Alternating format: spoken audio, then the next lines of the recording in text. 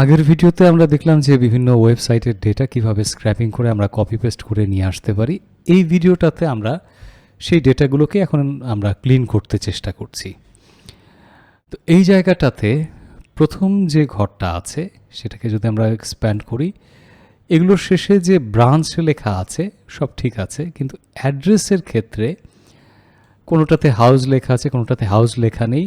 এটাতেও সমস্যা নেই, বা আমি যদি মনে করি যে হাউস বা ভিলেজ এই লেখাটি মানে রাখবো না, বা ধরা যাক এখানে যে সবার শুরু সবগুলোতে যে টাউন সিটি টাউন লেখা আছে এটা রাখবো না, তাহলে আমরা যেটা করতে পারি, প্রথমে আগে দেখি যে এই জায়গাটাতে আমরা ফাইন্ড অ্যান্ড সিলেক্ট থেকে ফাইন্ডে আসছি। আসবার পরে এই যে সিটি অ্যান্ড টাউন, আমরা যদি এখানে লিখি সিটি তারপর স্ল্যাশ দিয়ে তারপর টাউন, এটা দিয়ে যদি ফাইন্ড দিতে থাকি কোথায় কোথায় সিটি টাউন আছে সে আমাকে দেখাবে। আমি যদি এখানে ফাইন্ড অলে প্রেস করি, যতগুলো জায়গাতে এই সিটি টাউন লেখা আছে সবগুলো সে দেখানোর চেষ্টা করবে। কিন্তু আমাদের উদ্দেশ্য কিন্তু এটা খুঁজে বের করা না, আমাদের উদ্দেশ্য হচ্ছে এগুলোকে রিমুভ করে ফেলা। তাহলে ফাইন্ডের পাশে আছে রিপ্লেস। কোথায় আছে আবার বলছি, আমরা এই ঘর যে কোনো ঘরেই কার্সর থাকতে পারে, আমরা ফাইন্ড অ্যান্ড সিলেক্ট থেকে ফাইন্ডে আসতে পারি বা রিপ্লেসে আসতে পারি। এখানে সিটি টাউন এই কথাটা টাইপ করতে হবে, সিটি স্ল্যাশ টাউন। যদি টাইপ না করা যায় কি করা যেতে পারে, এখানে এসে সিলেক্ট করে আমরা কপি করতে পারি, রাইট ক্লিক করে এখানে কপি, এই জায়গাতে এসে রাইট ক্লিক করে আমরা এখানে পেস্ট করে দিতে পারি। এগুলোকে আমরা কি দিয়ে রিপ্লেস করব? আমরা এখানে সিটি লিখে রিপ্লেস করতে পারতাম বা টাউন লিখে রিপ্লেস করতে পারতাম। আমি ধরা যাক এখানে যদি শুধু সিটি লিখতাম এবং যদি এখান থেকে রিপ্লেস দিতাম, তাহলে দেখেন একটা একটা করে কিন্তু রিপ্লেস হচ্ছে। কিন্তু সেটা কি অবস্থা, চট্টগ্রামের সাথে তারপর খুলনার সাথে সেটা আবার লেগে গিয়েছে। আমি 2 লেভেল আনডু করে নিই। আমি কোনোটা দিয়ে রিপ্লেস করব না, কিছু দিয়ে রিপ্লেস করতে চাচ্ছি না। আমি যদি এখন রিপ্লেস করতে থাকি তাহলে কি হচ্ছে, সিটি এবং টাউন লেখাটা কিন্তু আস্তে আস্তে অমিট হয়ে যাচ্ছে। এবং আমি যদি এবার রিপ্লেস অল দিয়ে ফেলি, 135টা রিপ্লেসমেন্ট সে করে ফেলেছে। অলরাইট, একই বিষয়ে আমরা যদি একইভাবে এখানে ফোন যেগুলো দেয়া আছে এবং পারতপক্ষে যে স্পেস সহ নিতে চেষ্টা করবেন, এটাকে কপি করলাম, এখানে দিয়ে এই জায়গাটাতে আগে যা ছিল সেটাকে ডিলিট করে দিয়ে আমরা এই জায়গাটাতে পেস্ট করে দিচ্ছি। এইবার যদি রিপ্লেস অল দেই, আচ্ছা সবগুলোর ক্ষেত্রে যে কাজ হয়েছে তা কিন্তু না, কিছু ক্ষেত্রে কিন্তু কিছু ঝামেলা হয়েছে। এটা কেন হয়েছে সেটা আমি বলছি। কারণ এখানে যেহেতু ফোন নাম্বার, আমরা যদি আবার 1 লেভেল আন্ডু করি, ফোন নাম্বারেতে আমাদের আনডাউটেবলি বেশ কিছু সংখ্যা আছে, কোথাও কোথাও অনেক বড় বড় ফোন নাম্বার, এক্সটেনশন নাম্বার অনেক কিছু দেয়া আছে।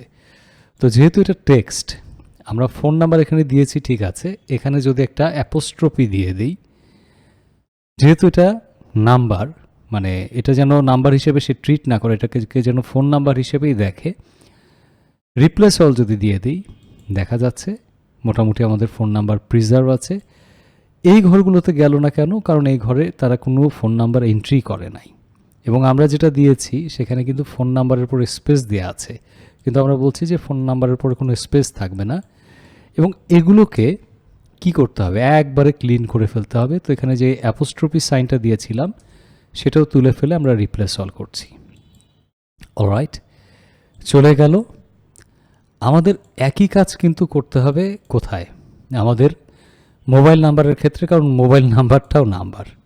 কি করব, আমরা এখানে এসে স্পেস সহ যে মোবাইল নাম্বার লেখা আছে সেটাকে এখানে আমরা পেস্ট করে দিচ্ছি। রিপ্লেস উইথ কিছু রাখছি না, কিছু না রাখা মানে এই মোবাইল নাম্বার যেখানে পাবে সেখান থেকে ডিলিট করে দেবে, এই অবস্থায় পাবে।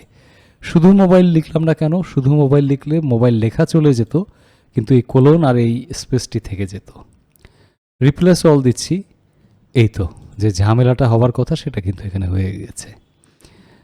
আমরা আবার কি করি, এখানে আন্ডু করে, যেহেতু নাম্বার আছে মোবাইলের পাশে, এখানে যদি অ্যাপোস্ট্রফি দিয়ে দিই, রিপ্লেস অল করি, হ্যাঁ এবার কিন্তু মোটামুটি মোবাইল নাম্বারগুলোকে প্রিজার্ভ করেছে। এই ঘরটা থেকে কি করব আমরা, যে ইমেইল অ্যাড্রেসগুলো আছে সেগুলোকে সিলেক্ট, মানে সেগুলোকে আমরা ডিলিট করব। তাহলে কি করা যায়, আমরা একইভাবে ফাইন্ড রিপ্লেস, এখান থেকে রিপ্লেসে আসছি, ইমেইল কোলন স্পেস, এই লেখাটি এখানে আমরা দিয়ে দিচ্ছি, রিপ্লেস অল দিলাম, 100 আমাদের সব মিলিয়ে যে যতগুলো ডেটা, প্রত্যেকটা ডেটার এখানে ইমেইল নাম্বারটা চলে এসেছে। তো এই যে ডেটাগুলো, এতগুলো ডেটা আছে, এখান থেকে আরও কিছু সর্টিংয়ের প্রয়োজন আছে, আরও কিছু ঠিকঠাক করার প্রয়োজন আছে, যেগুলো আমরা পরবর্তীতে করে ফেলতে পারবো। তবে মোটামুটি আমরা যা এক্সপেক্ট করেছিলাম তেমনটা কিন্তু অনেকটাই হয়ে গিয়েছে, এবং আমরা এতগুলো ডেটা স্ক্র্যাপিং করে ফেললাম। তো এভাবে আপনারা অন্য ব্যাংকেরও যে ডেটাগুলো আছে সেগুলোকে স্ক্র্যাপিং করতে পারবেন। তবে আমরা এটাকে ওভাবে উৎসাহিত করছি না। যদি কেউ আপনার কাছে রিকোয়ার করে বা যদি এটা আপনার কাজ হয়, তাহলে এটা অবশ্যই আপনারা করতে পারেন এই সিস্টেমের মাধ্যমে।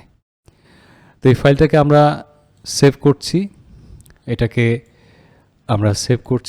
এটাকে আমরা আমাদের নিচে যে ডাউনলোড লিঙ্ক আছে, মানে আমাদের ডেসক্রিপশন আছে, সেইখানে ডাউনলোড লিঙ্ক হিসেবে আমরা দিয়ে দেব। এটা হচ্ছে সিটি, আসলে এটা হবে দি সিটি ব্যাংক, তারপর আন্ডারস্কোর দিয়ে ব্রাঞ্চেস, তারপরে এখানে আমার নাম, আপনাদের নাম দিয়ে সেভ করবেন, এবং যদি সুযোগ থাকে আমাদেরকে পাঠিয়ে দিবেন vtutorbangla@gmail.com-এ। আমরা দেখতে চাই আপনারা কেমন কাজ করছেন। ধন্যবাদ।